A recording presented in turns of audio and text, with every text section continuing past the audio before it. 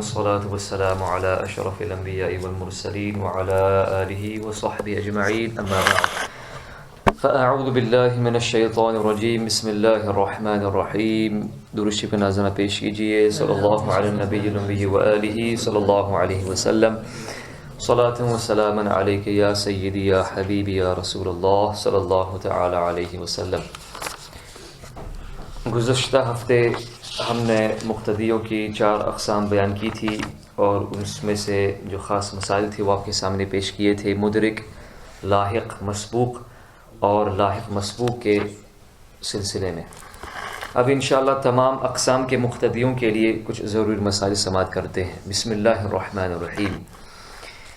امام رکوع میں ہے اور مقتدی جماعت میں شامل ہونا چاہتا ہے تو صرف تکبیر تحریمہ یعنی اللہ اکبر کہہ کر رکوع میں مل سکتا ہے، ہاتھ باندھنے کی اصلاً حاجت نہیں۔ صرف تکبیر تحریمہ کہہ کر رکوع میں شامل ہونے سے سنت یعنی تکبیر رکوع فوت ہو گئی، لہٰذا چاہیے کہ سیدھا کھڑا ہونے کی حالت میں تکبیر تحریمہ کہے، اور اگر ثنا پڑھنے کی فرصت نہ ہو یعنی یہ شک ہو کہ اگر ثنا پڑھتا ہوں تو امام رکوع سے سر اٹھا لیں گے تو ایسی صورت میں ثنا نہ پڑھے بلکہ تکبیر تحریمہ کے ساتھ فوراً دوسری تکبیر کہہ کر رکوع میں چلا جائے، اللہ اکبر اللہ اکبر، بغیر ہاتھ باندھے۔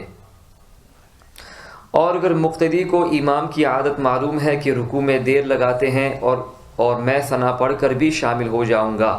تو ثنا پڑھ کر رکوع کی تکبیر کہتا ہوا شامل ہو، یہ سنت ہے۔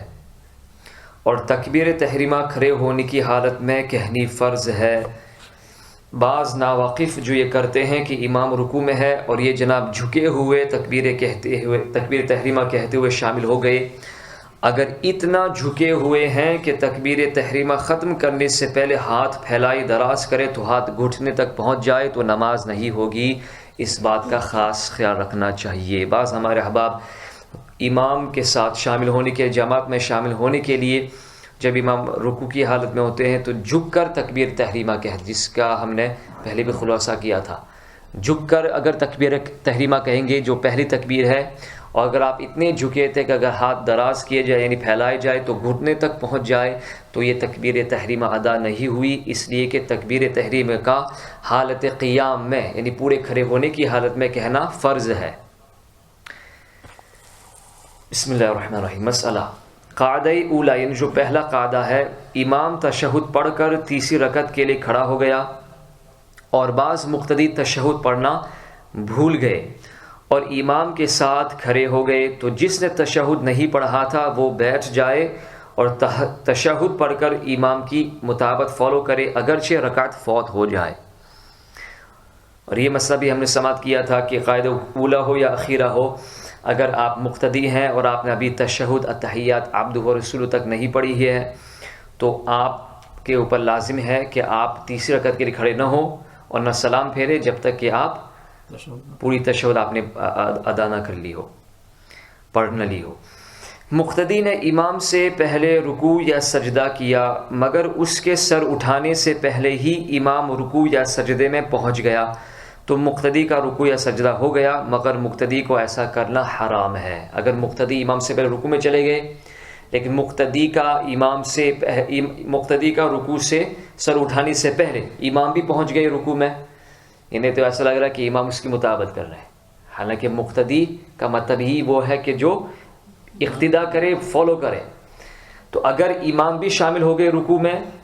تو اب یہ اس کا رکوع جو ہے اور سجدہ ٹھیک ہو گیا، ورنہ اگر امام بعد میں آئے اور اس نے ابھی سر بھی اٹھا لیا تو اس کا رکوع نہیں ہوا، اس کی نماز فاسد ہو گئی، اس کو نماز دوبارہ ادا کرنی پڑے گی۔ اور ویسے بھی یہ امام سے سبقت کرنا یہ بہت بڑا گناہ ہے جس کے بارے میں ہم نے پہلے بھی ذکر کیا تھا۔ مسئلہ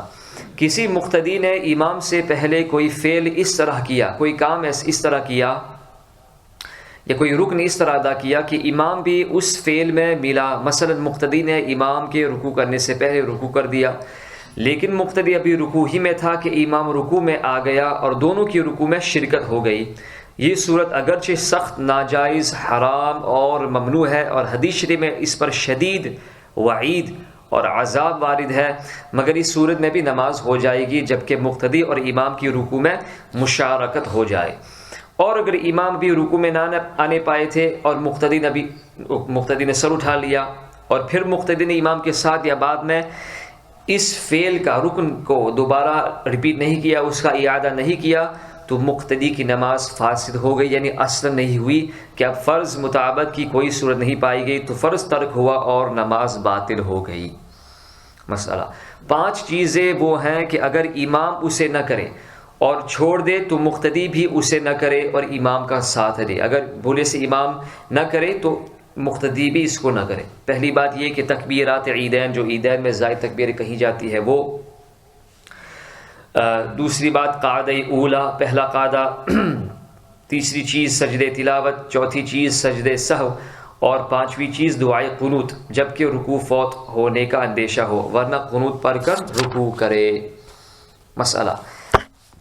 امام نے 2 رکعت کے بعد قاعدہ اولا نہیں کیا، تیسری رکعت کے لیے کھڑا ہونے جا رہا ہے، تو جب تک امام سیدھا کھڑا نہ ہو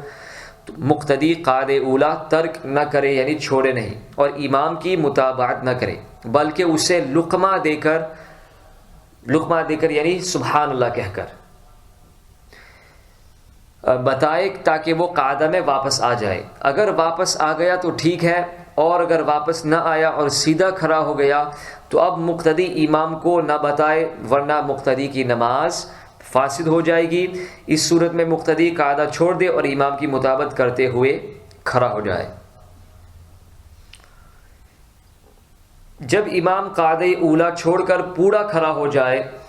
تو اب مقتدی امام کو بیٹھنے کا اشارہ نہ کرے، اسی وقت اشارہ دے جب یہ بیٹھنے کے قریب ہو، اور اگر یہ قیام کے حالت کے قریب ہو تو اب مقتدی امام کو بیٹھنے کا اشارہ نہ کرے، لقمہ نہ دے، ورنہ ہمارے امام کے مذہب پر مقتدی کی نماز فاسد ہو جائے گی، کیونکہ اس نے غلط لقمہ دیا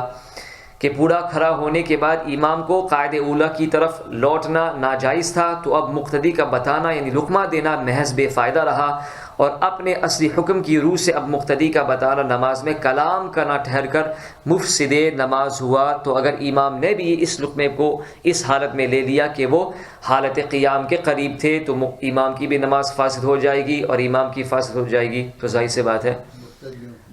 جی مقتدیوں کی بھی نماز فاسد ہو جائے گی۔ 4 چیزیں وہ ہیں کہ امام کرے تو بھی مقتدی نہ کرے اور امام کا ساتھ نہ دے۔ نماز میں کوئی زائد سجدہ کیا، عیدین کی نماز میں 6 سے زیادہ تکبیریں کہیں، نماز جنازہ میں 5 تکبیریں کہیں، قاعدہ اخیرہ کرنے کے بعد زائد رکعت کے لیے کھڑا ہو گیا تو مقتدی امام کے ساتھ کھڑا نہ ہو، بلکہ امام کے واپس لوٹنے کا انتظار کرے، بیٹھے ہوئے امام کا انتظار کرے۔ اگر امام 5ویں رکعت کے سجدے سے پہلے لوٹ آئے، یعنی جو زائد رکعت ہے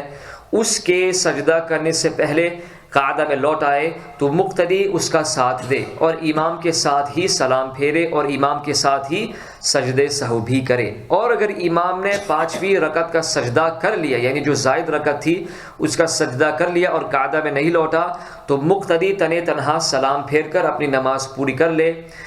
اور اگر امام نے قاعدہ اخیرہ نہیں کیا تھا اور 5ویں رکعت کا سجدہ کر لیا تو سب کی نماز فاسد ہو جائے گی، اگرچہ مقتدی نے تشہد پڑھ کر سلام پھیر لیا ہو،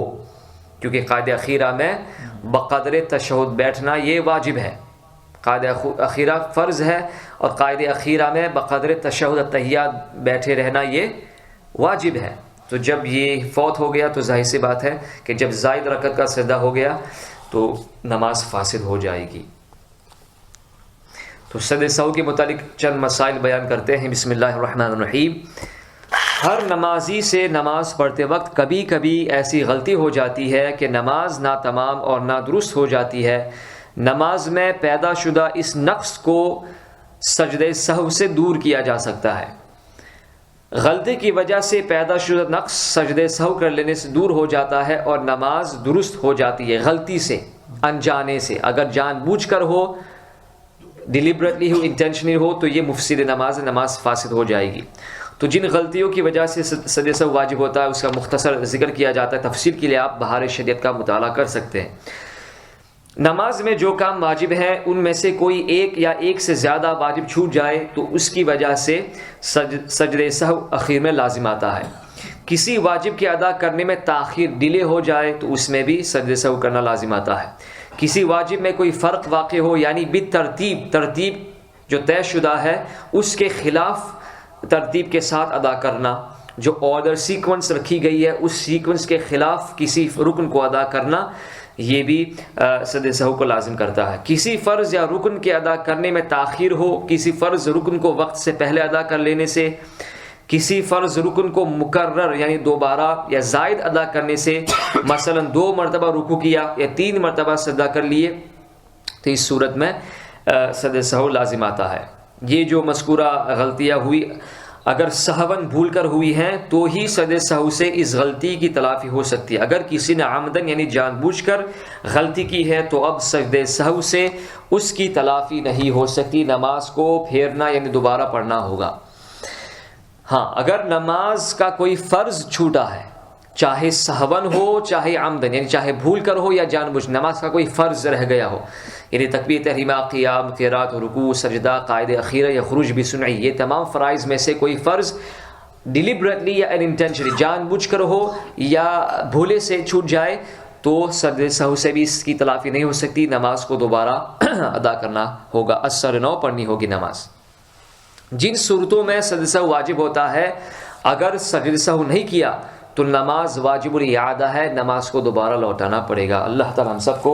مسائل شرعیہ سیکھنے، اس پر عمل کرنے کی توفیق عطا فرمائے۔ صلی اللہ علی النبی